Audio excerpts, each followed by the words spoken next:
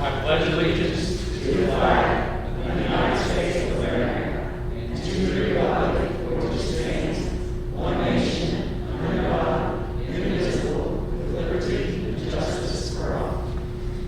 Dear God, we thank you for watching over all of us and keeping us through this past year and a half. We hope that tonight you're with us still as we try to see how we can help the schools and how we can work together to make Wetzel County schools even better. Amen.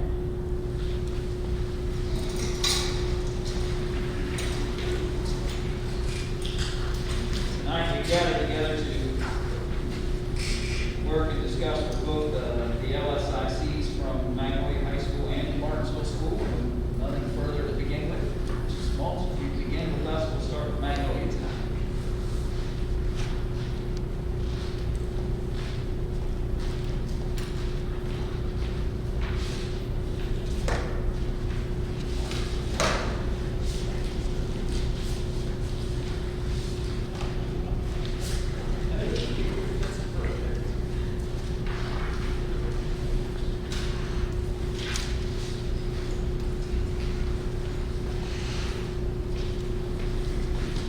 Good evening. I'd like to start by thanking New Martinsville School for hosting this evening and having us all here for our LSIC presentation tonight. And I would also like to thank the board and Mrs. Wells for all of the support that we've had this school year. It's been a busy start. It's been good to have the kids back in the classrooms, and it's good to see their faces smiling in the hallways and looking for anything normal they can find to be enjoying their high school years. So we thank you for everything that you are doing to support us in this endeavor. It's been busy, but it's been great seeing the kids. Tonight I'm going to talk about a few things going on at Magnolia. I've given you a pamphlet I'm not going to read to you. This is just for your reviewing and looking at when you have some time. You know, I'd like to start off, there is a packet in there on the strategic plan, and we're working to support the county strategic plan and all of the things that we're doing, along with, implementing a lot of different things to support what we're doing. The goals are listed in the plan along with our core beliefs. We are, of course, always focused on our students' success in school. We're focused on getting our students college and career ready, the teacher leadership, and of course, student well-being at this time. And so a lot of our days and a lot of our initiatives and a lot of things that we're doing is focused on what we're doing for our students. And of course, working with the county strategic plan on instructional leadership and community involvement and parent involvement. So that I've just given you copies of that to review, because I'm going to talk more about some other things in the support of the strategic plan.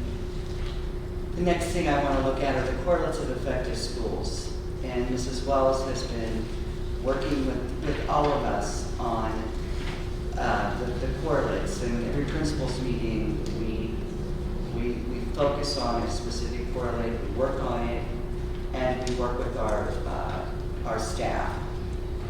When I knew she was going to start on this, we started this summer with our teachers.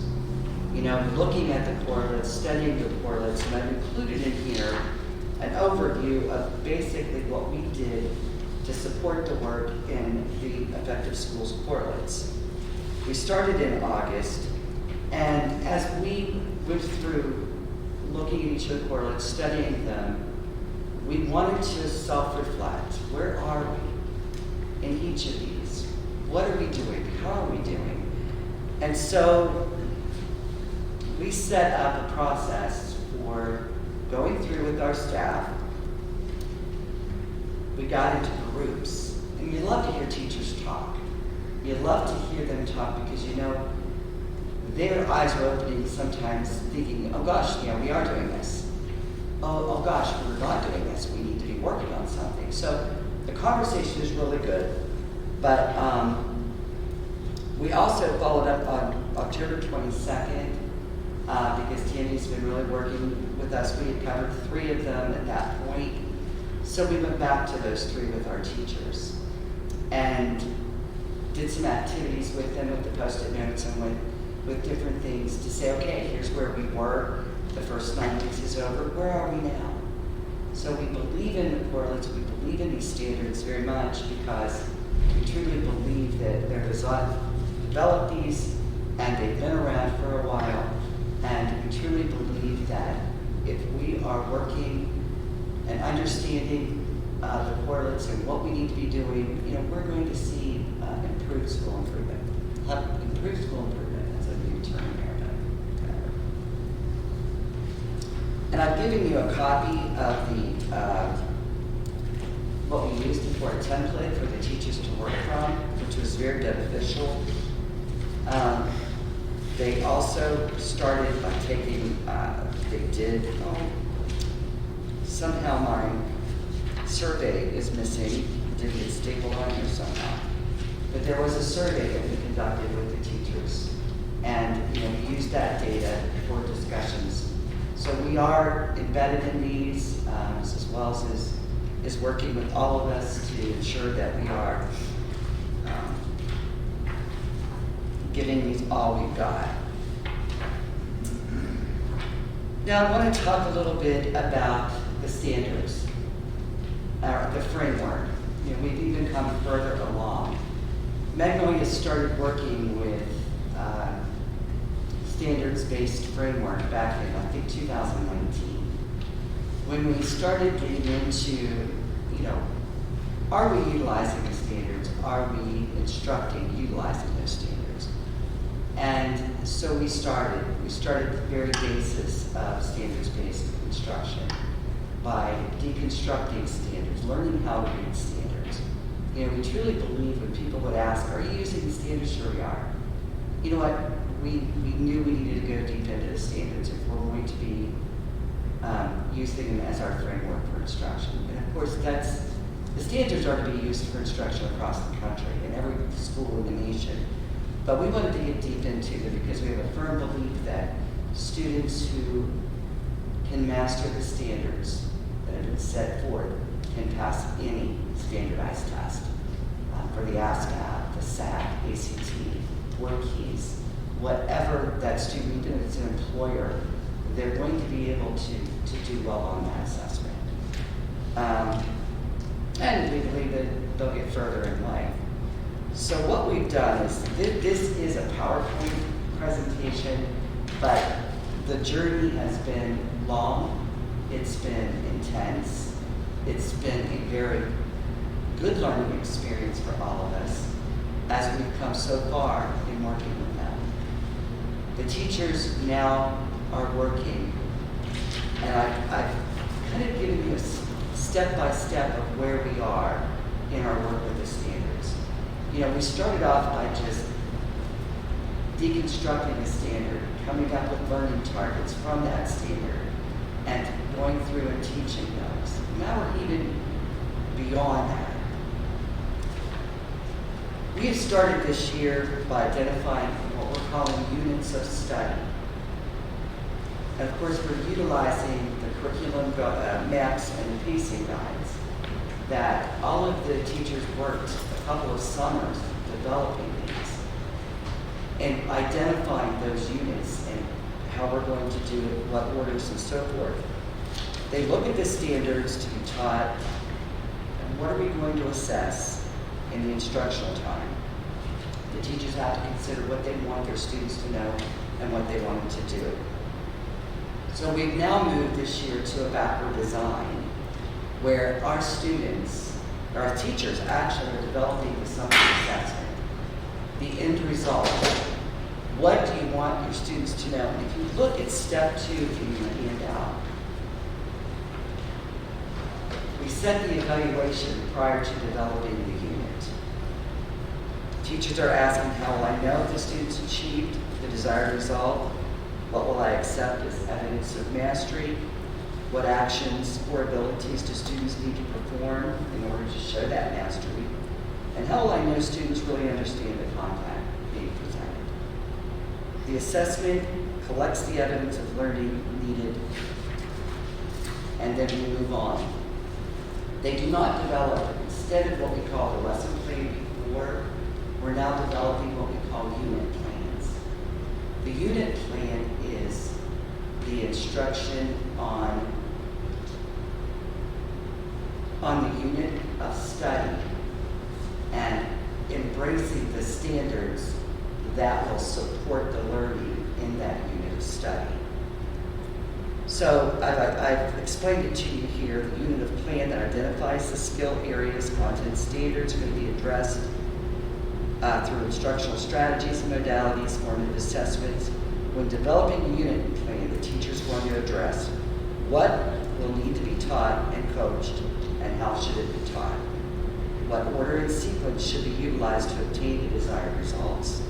And what will I use as evidence of understanding and progress, which would be the formative assessments. How can I modify and differentiate activities to meet all learners' needs? And throughout the lessons, students are formatively assessed to identify their progress toward the mastery. So you can see that we're consistently assessing our students' progress, their learning, as they progress through the unit of all of those standards that will support. At the end of the instructional unit, the students take the summative assessment. Now, the summative assessment is the big dog. This is the assessment that identifies if the students have mastered the standards. In the event that they do not, even if it's a part of the standard, even if it's part of that summative assessment, they don't have to retake everything, but they have the opportunity to retake. They may retake parts of that assessment. We know and believe that in life, we have multiple times we can take the ACT, the driver's test, the military aspect test. You're given second chances. Before we drive on and leave students behind, we want to make sure that they've mastered or darn close to the mastery to move on to the next level.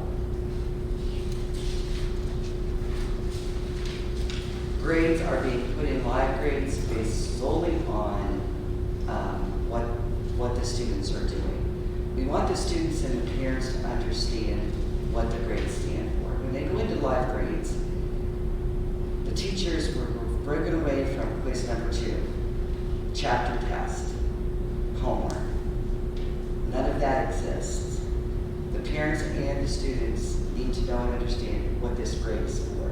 Oh, that was on my linear equation assessment. So that parents know and understand that's what they were testing on. This has been a great journey because it's been a journey of learning for all of us. It's been a journey of learning new things and trying new things. We've tweaked a lot of things. We come back together. We've gone for training. Mrs. Wells and some teachers went, and I went to a training to learn more.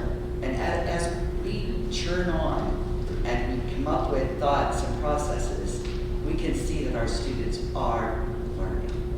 Now, when you walk into a classroom, and it's been this way, and of course this year it's something that everyone is looking for, is what's happening in this classroom today.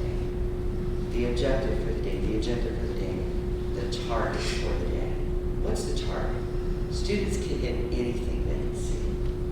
So that's what they need to know and understand. How many times have you seen a kid come home and say, or a parent say to you, they came out and said they didn't do anything. We want kids to be able to go home and say, we worked on linear equations today in so-and-so's classroom. Or we did this. You want to be able to walk into a classroom when you're in there and say, what are you doing today? We want that student to know, what are they learning?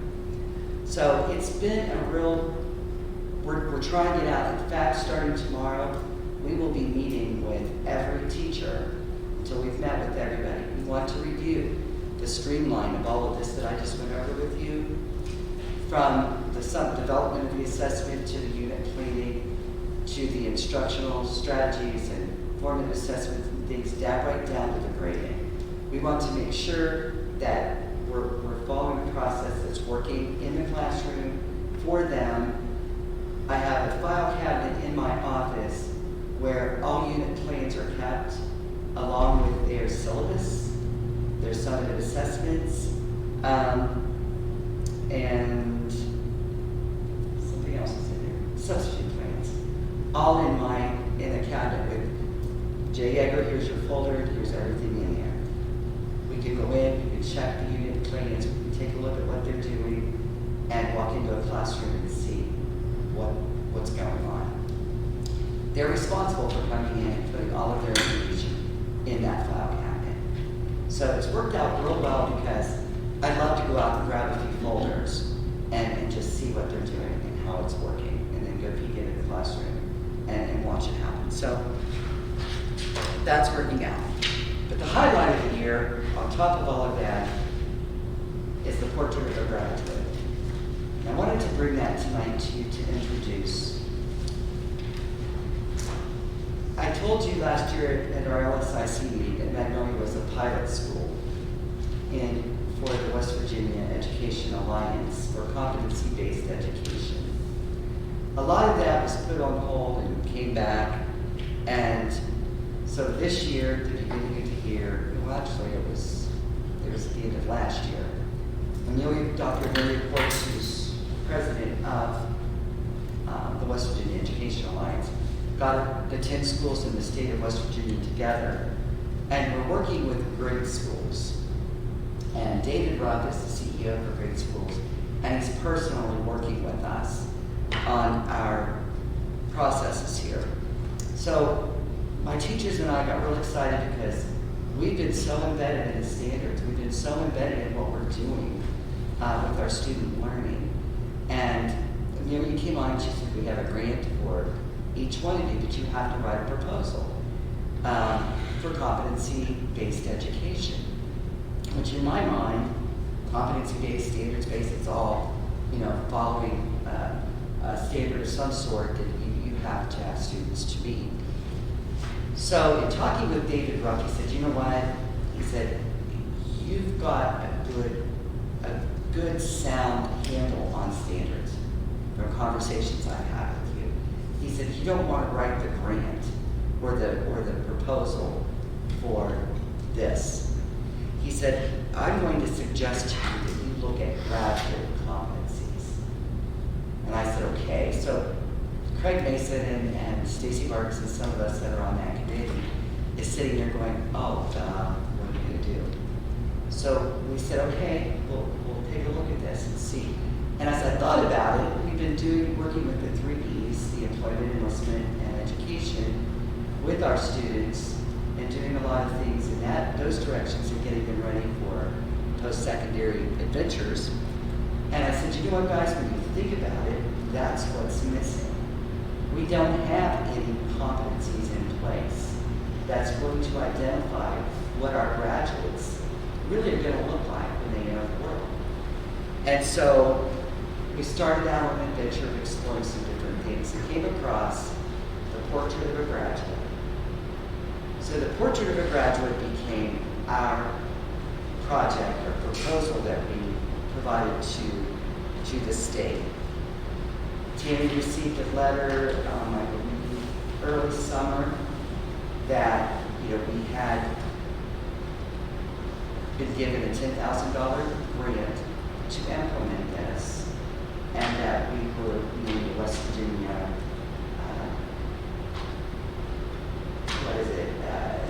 Innovation School,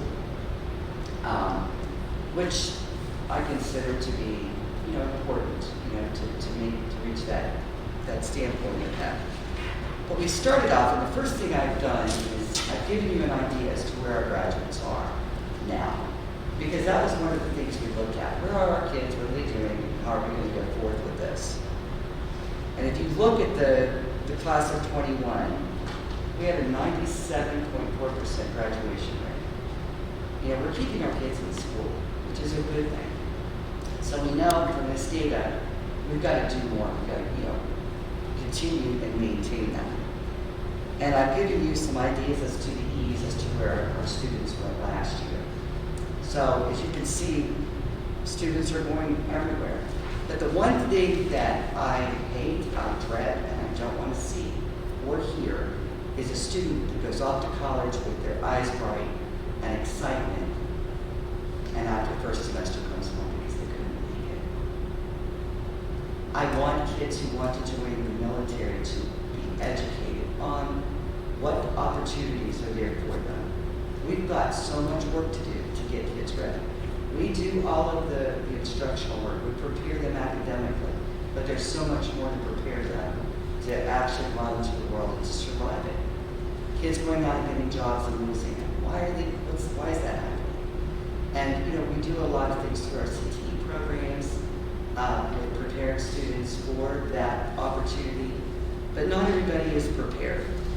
So I'm just going to explain to you, because this is just in the developmental phases of portrait, but I wanted to make you aware that it was happening in Magnolia, and by April, we're hoping that the LSIC will bring to you our final portrait of a graduate with all of the key competencies and the habits of work traits that we wish to see in our graduates.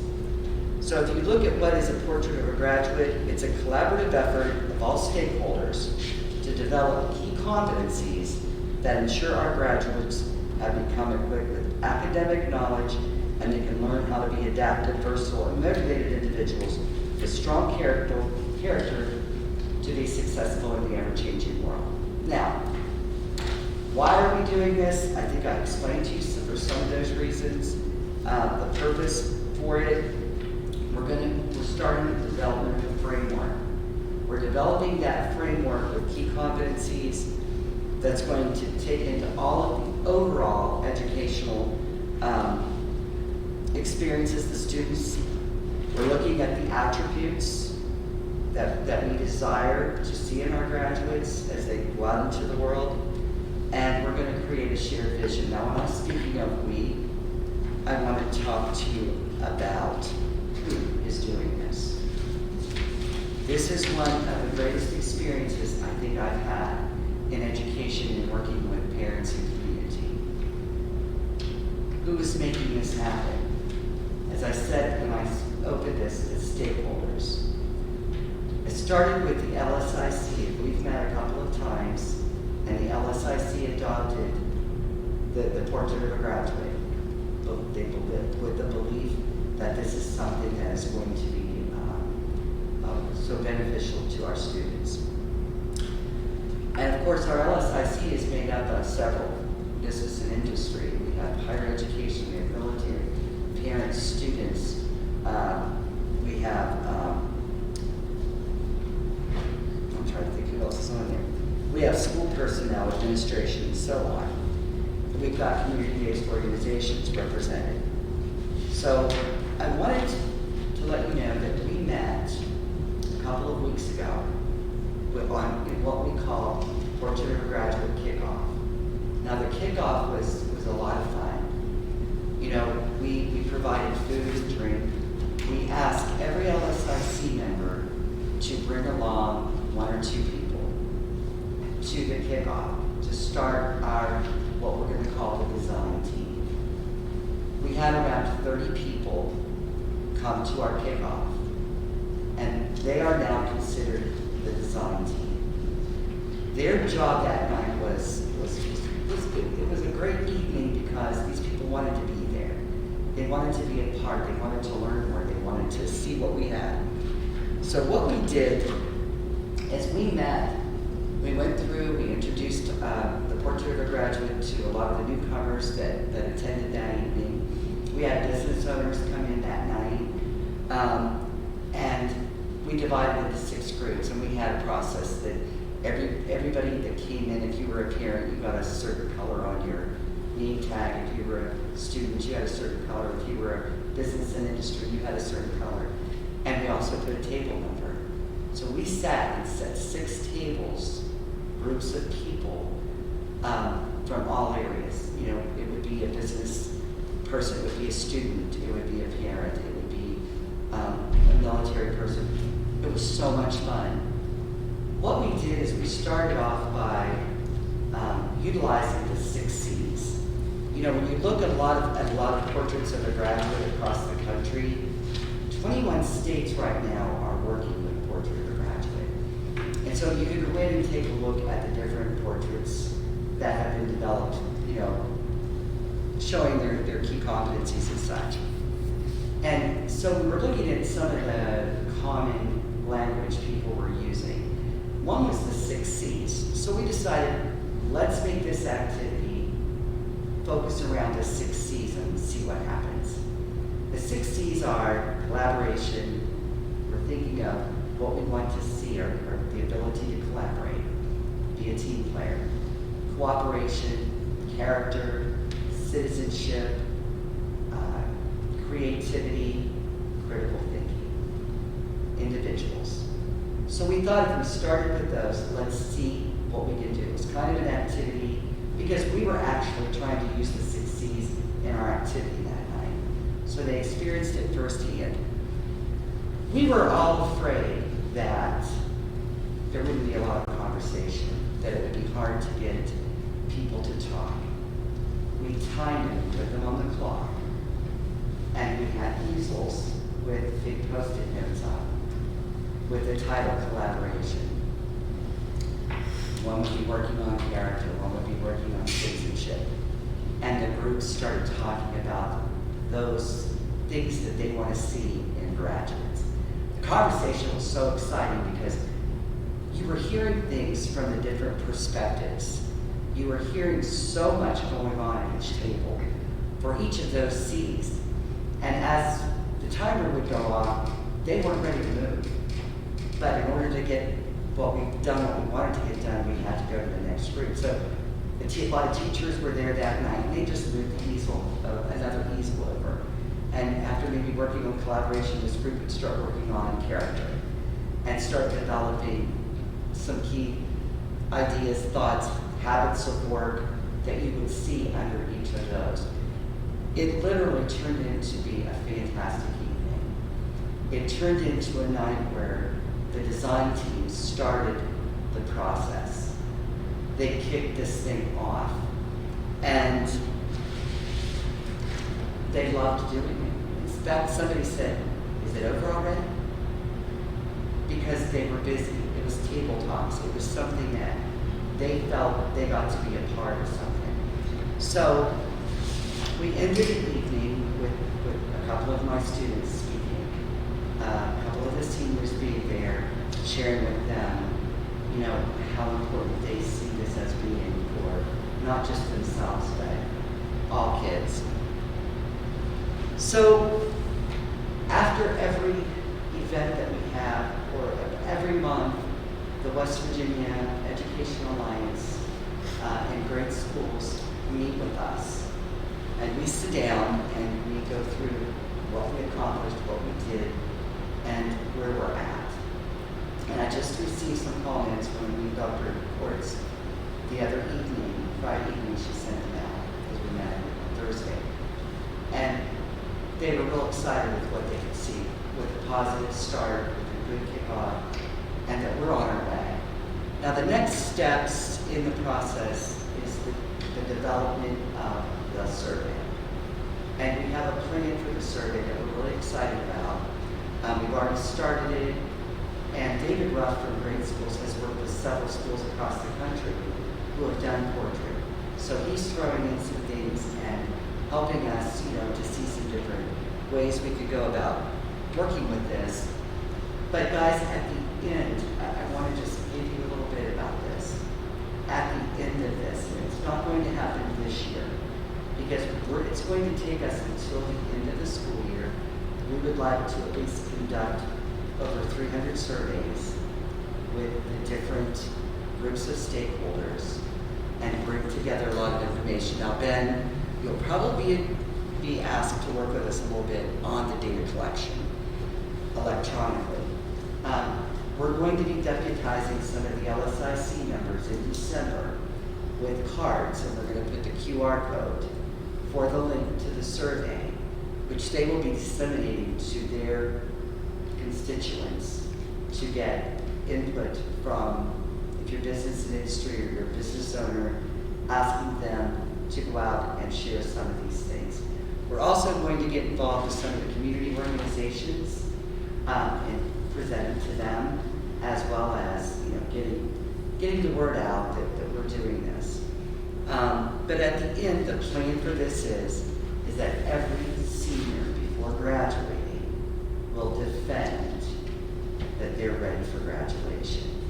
Now, the one thing that I didn't mention here was that the county, thank you, purchased a program called Major Clarity. Major Clarity is an individual student portfolio. Because when we started this process, we thought about how are the students going to keep track of things? How are they going to follow their journey through high school and getting them ready to graduate? And I learned of Major Clarity through Mrs. Wells and Mrs. Sigley, and our students have started using it this year. We just got started. Mr. McPherson has been working with us because it pulls all of the WEVIS information in. Students have access to their current progress, but they also have access to a wide world of opportunity. We started with the first lessons last week where students went in and did an interest inventory. They did a learning styles inventory. We're going to get started in some career exploration for our freshmen and sophomores, and more career preparation for our juniors and seniors. Students are able to explore jobs and everything you want to know about a job. Holly Kane, our TIS, is trained in this, and she came in, she's been working with my teachers, and she said to me, this is one of the best things I've ever seen. This is an opportunity for students to keep everything. They can upload things. Scholarships can all be posted there. It's a one-stop shop. Parents will also be able to get on there and do what they can see what's going on. But when those students get ready to defend that they're ready to graduate to a panel, they're going to go through their portfolio and they're going to pick out the things that they've done along the journey to show they've met the key competencies that we will have developed, what we will be presenting to you as to what our community wants to see in our graduates. So this has been a great opportunity to work with the community, with parents, and with students and faculty on a collaborative effort to make sure that our kids are ready to move to the next level. So this year we're going to ask our seniors who are going to be dabbling in this year to share with us some things, but this where they're not going to have to defend that they're ready because they haven't had much of an opportunity. But starting next year, we do a little celebration where every student will sign that they're off to the military, to obviously have a signing day, or they're off to employment, or they're off to education. But that is the day they will defend and sign. So we're going to celebrate their successes, and they're going to understand more about what they've learned and what they've done through this process. So by April, we hope to bring our competencies, our portrait in, and ask the board to accept it as Magnolia High School's Portrait Graduate. SRE is also supporting us in this and working with us. So we have a lot of support out there, a lot of things, whatever we need, we're excited about it. So, and that's it. Any questions? I had a pet question that I asked at Long Range and Hunter, and you may have gotten a heads up on it, I don't know. If you did, I'm sorry, I'm going to change it. I'm going to change the question, because I have a different question coming from your chair. And that's simply that, so I'm assuming that when you share these, the three users we've talked about before in the past, which I think is good, and you listed the percentages of people that are focused, is there anything in your framework that might go back and look to see, to talk to those students a year out, 2 years Absolutely. out, 3 years out? Because That's part of that's the really evaluation. where it's really going to be known, right? Right. Because they tell you that here, Right. but that's where it's really going to be known. That will be part of the evaluation process. When we go back to look at how the kids are doing, that they're going to be, we have postgraduates on the design team, but we're going to be talking to our graduates as they leave to see where they are, how they're doing, and that's going to be the evaluation of our And process. I'm sure you'll have to have some cooperation from them because you can't just Right. insist that they tell you Right. what they're doing. Exactly. But hopefully you'll get some of that, because I think it Right. kind of go through that. That's all I have.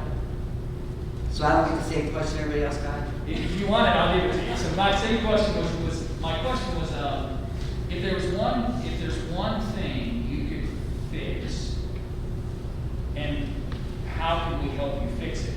What would it be? What would be the one, like, here's a cornerstone issue, and if I could get this addressed, I could fix a whole lot of other things. What would that cornerstone be? More time for professional development, working with teachers. Okay. Thank you. I'm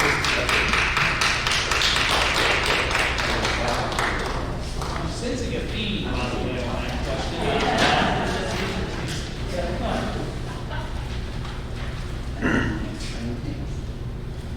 Thank you, by the way.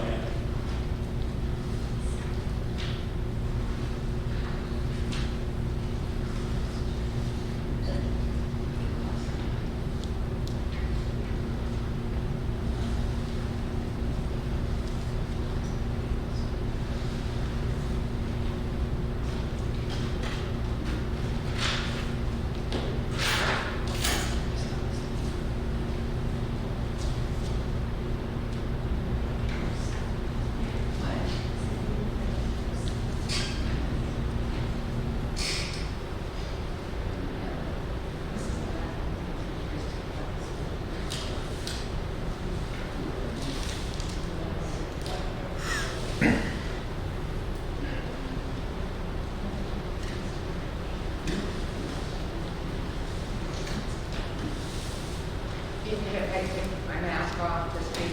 You're well away from everybody, you're fine. Thank you.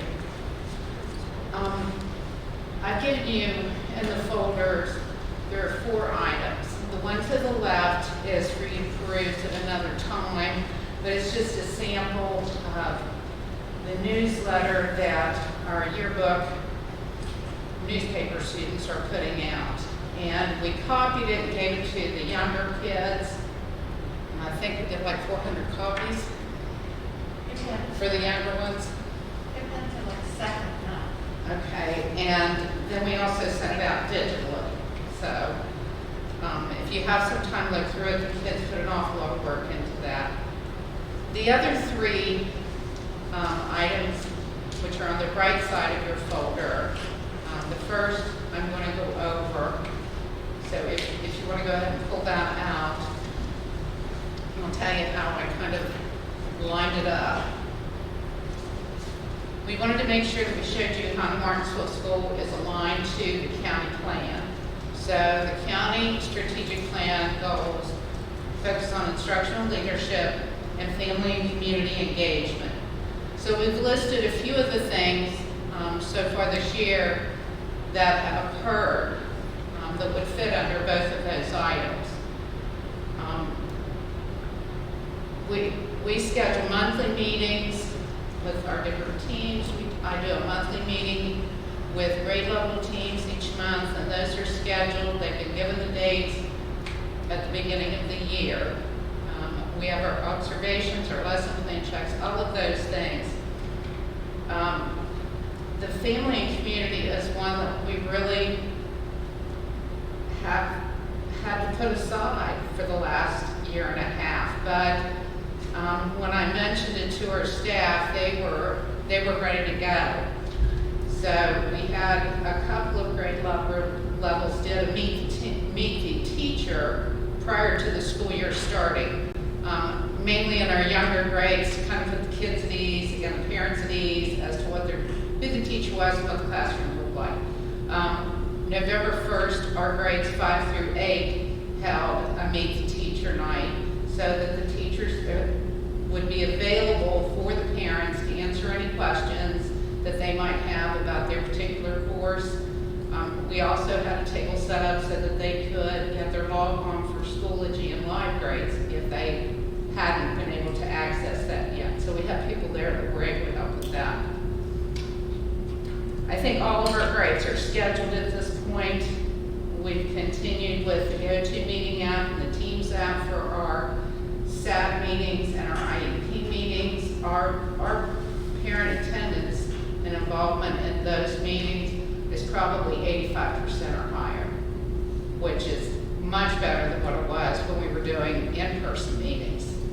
So we wanted to keep that. We're also planning to do, in the springtime, some grandparent and parent luncheon. Those are always pretty well attended. We usually have 3 grade levels in here at a time, but one grade level with their parents, grandparents, will eat lunch together. So I think that Mrs. Cooley and Mrs. Yeager have probably both been a part of that.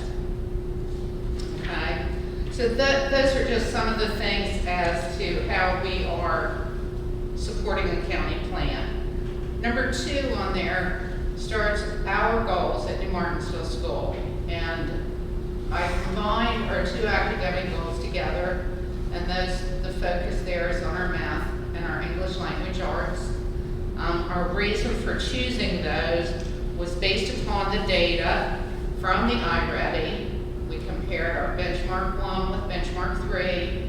We also, I worked with Jackie Shepard to compare the GSA scores with our iReady scores, and it was quite amazing how close they were.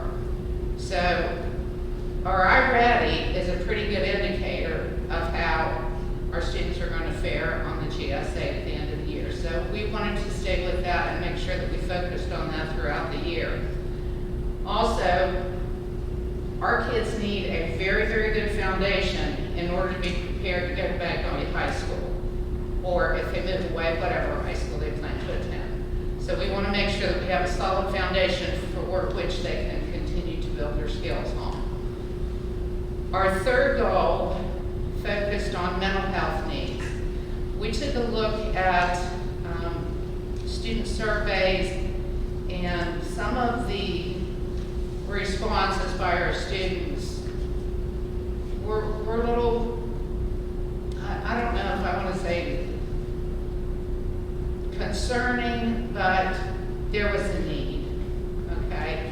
And our students let us know that. So we meet twice a month, it's averaging out. We meet every other Monday with our counselors and our social workers, all the principals, and the school nurse. We discuss any issues that some of our students might be having. We discuss issues that might be of concern to our teachers or our aides or anybody else in the building. And work through that and come up with some different ideas of how we might handle those, or who we need to get in touch with to get a little bit of help to handle those issues. So those are the goals for New Martinsville School. Okay. Now on item 3, here's where we have the standards for effective schools. We've covered the first 3 with our staff, using different activities that Mrs. Wells shared with us at our principals meeting. The things that are listed are things we have done. I didn't just type up a list to fill a couple of pages for you. These are things that we have done, and I can provide you with documentation of that. But I do want to go over a few of them. Our clear and focused mission, the way that we've done that is we started in the summer with our summer academy, and we took apart all 7 standards, and our staff worked with those. We came up with, what do we do well, what do we need to work on? And that's the second packet that you will find, and it's in black and red print. But you can see where we identified some of our strengths, some of our weaknesses. We have a monthly PLC calendar that we have used for a couple of years now to make sure that teachers know when their meetings are, what needs to be done when. It takes the guesswork out of it, and they utilize those. I meet with every grade level 1 day a month. We go through where they are right now in their iReady. Each time that I meet with them, I ask them to set a mini goal, which I will find in the upper corner of their lesson plans, and it's just a phrase. It might be comprehension, it might be phonics, it might be 2-digit multiplication, but they have a focus for what's a weakness in their class, and And that's where they list it, okay? So their plans then should show me that they're doing something with that. We have went over and discussed some of the high yield strategies, and we'll keep adding on to those as we have more professional development days. Okay, the second standard, the instructional leadership. Again, some of those same things that I mentioned fall under this. We have high expectations for success here. We do attendance recognition. We have our positive office referrals that we have continued, and if you're ever in the school, walking around, you'll see the kids showcased on the monitors throughout the school. So we make sure that we get the kids up there. In the foyer, pretty soon that whole wall will be filled with those positive office referrals and who's received them. The kids, I think the kids really enjoy those as much as the teachers do, and the students are going to start giving some to the teachers. We've already had a couple of those occur. We do have opportunities for student leadership, and that would be through our student counselor, our LSIC, youth and government, advisory. We've started clubs this year, and peer buddies.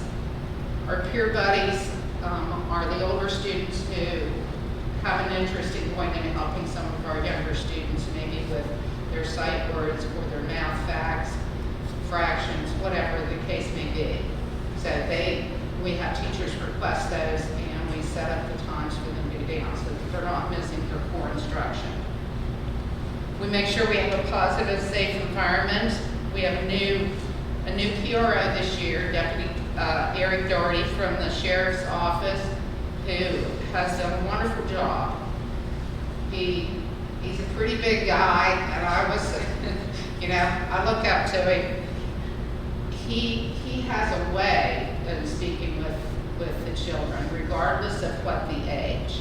He can adjust it to what it needs to be, and he has done a phenomenal job so far. He's still learning some of the staff names and where they are in the building, but we've got a few extra here, so he's done a fabulous job. He's reviewed our safety plan for the school. He gives us tips and pointers on things that we might want to change or improve upon, so it's a pleasure working with him. I'm very thankful for our school counselors and our school social workers. I don't know how we would get along without them right now. I share one with Magnolia, and Kathy's always very, very kind. If I call and say I need her, she's got her going out the door before I hang up the phone, and vice versa. But that's a high need area right now for our students. There are many opportunities for our students to learn and a lot of effective instruction going on. We have stuck with the APL strategies for quite some time now. We review those.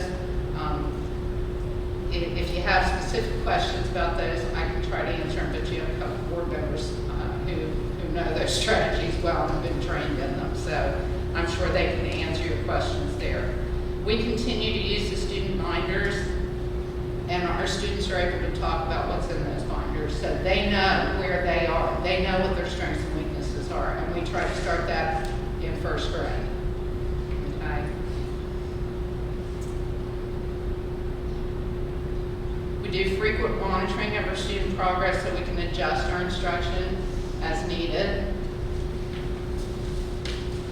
Our family and community partnerships, again, those have increased greatly this year. I know that Mrs. Jacobs behind me, and she was delighted to have the Fall Festival this year, and I think that the community was delighted to have it back also.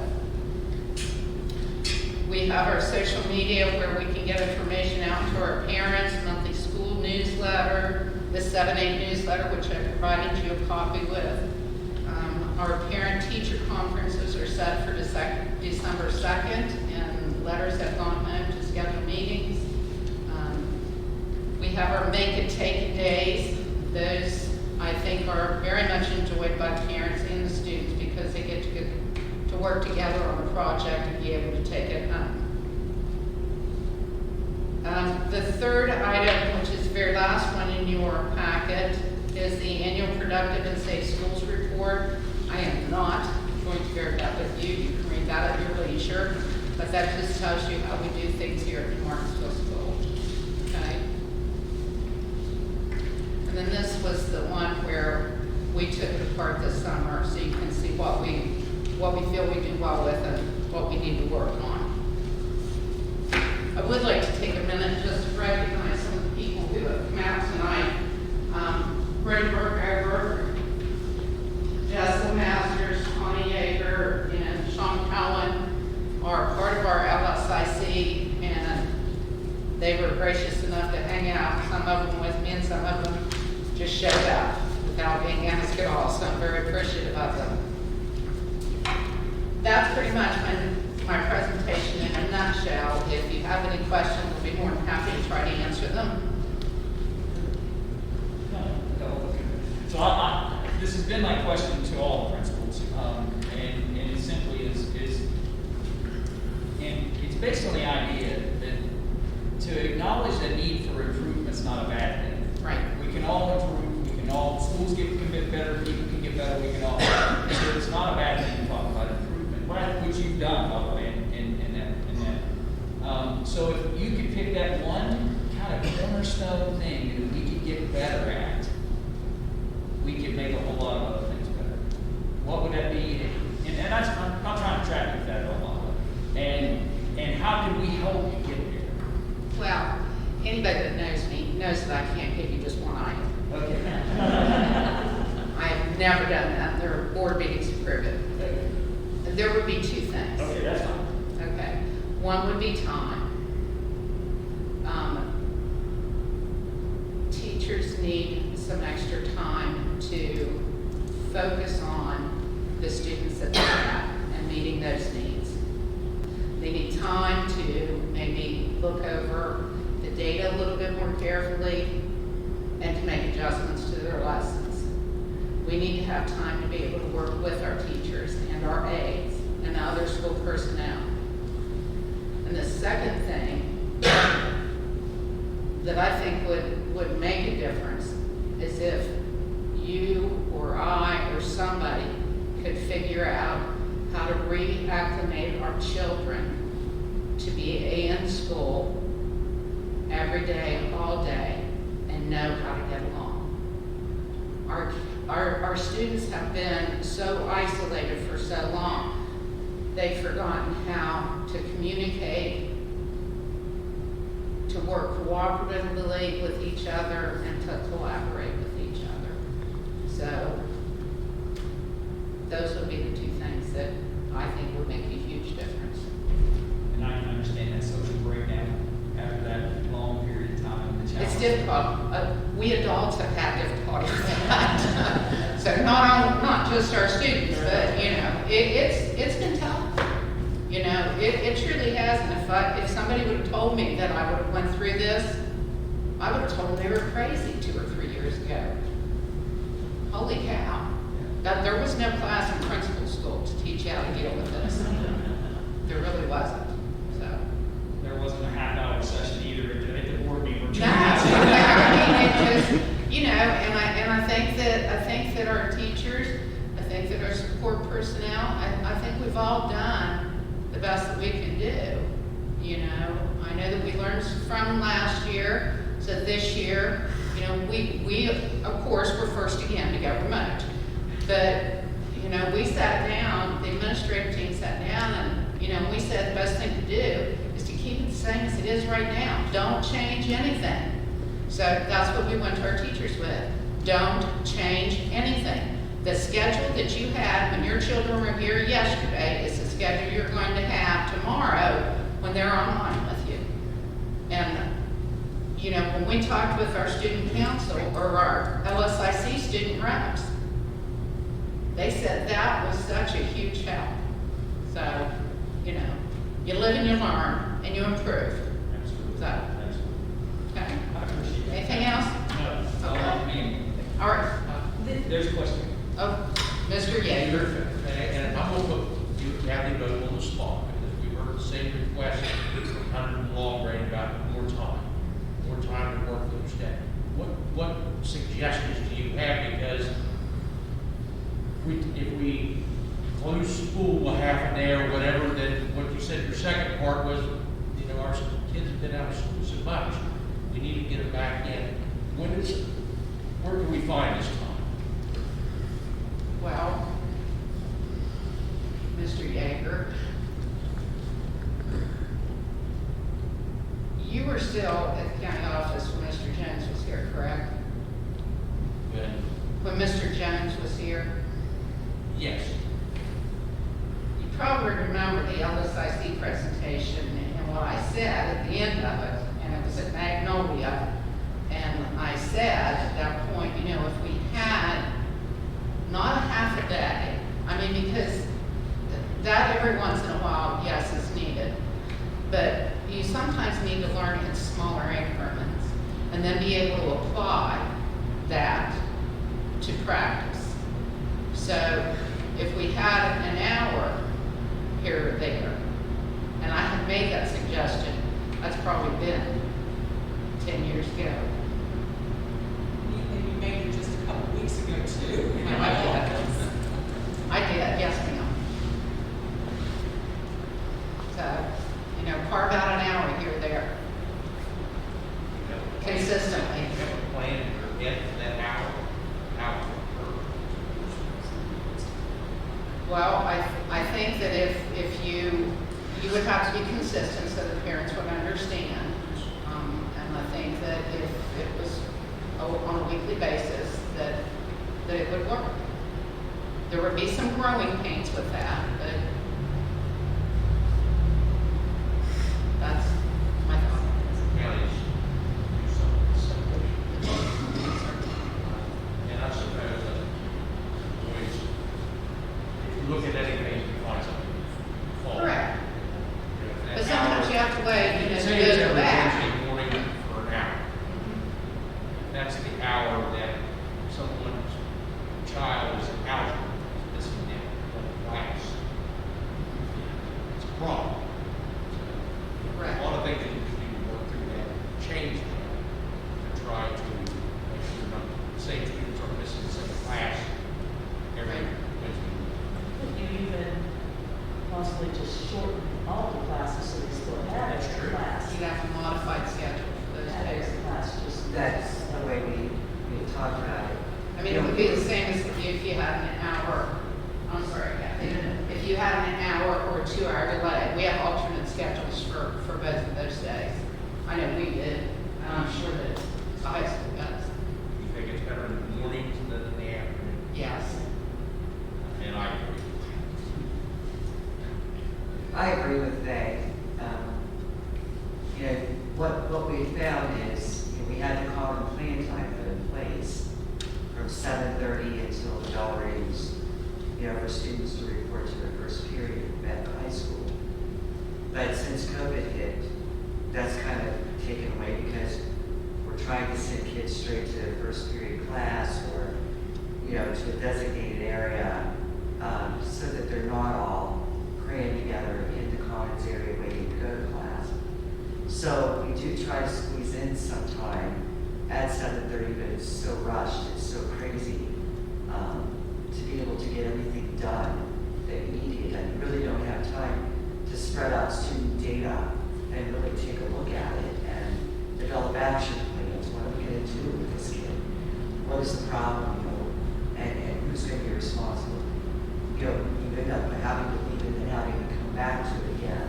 So I think the time to be able to put into your PLCs, we're gonna have it's gonna give us that opportunity to know where we are, what our students are needing, and to be able to do that. And to work on school improvement initiatives as well. Thank you, good. Anything else? I just have a comment. We've spent so much time trying to